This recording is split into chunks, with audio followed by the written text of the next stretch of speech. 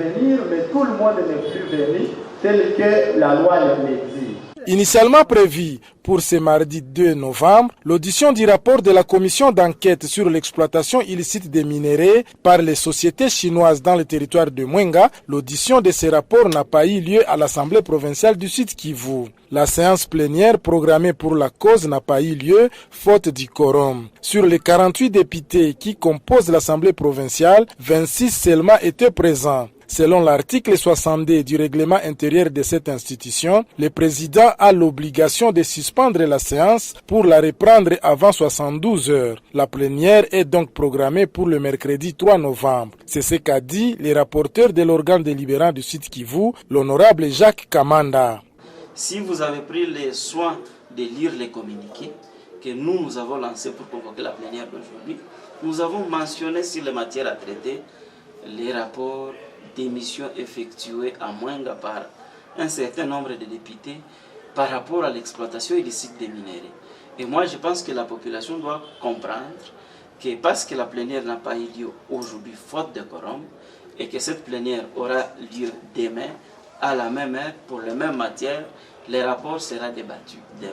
La population peut retenir que la commission qui a effectué cette descente à Mwenga pour évaluer, pour enquêter sur l'exploitation illicite des minéraux sera débattue demain dans la salle de plénière ici à la Botte, et ça sera à 10h parce que c'était déjà programmé, et il est de notre obligation comme Assemblée provinciale de mettre à la disposition de la population les issues de cette enquête qui a été effectuée par les honorables députés.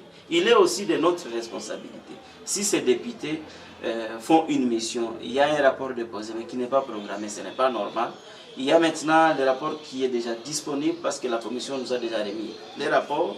Nous avons déjà programmé, et je pense que demain, la population sera fixée par rapport au contenu de ces rapports, par rapport à l'exploitation illicite des minéraux à Mwenga, et la plénière va apprécier et partager les responsabilités acquises telles que ça sera dans les rapports déjà nous déposés et qui fera l'objet des débats demain dans la salle de plénière.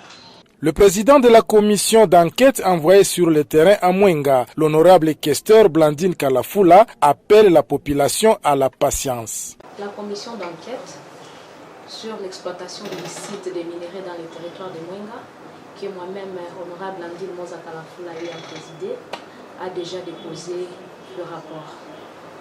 Et ce rapport se trouve déjà au bureau de l'Assemblée provinciale, et une plénière a été convié aujourd'hui pour que les rapports soient traités, discutés en plénière et votés en plénière.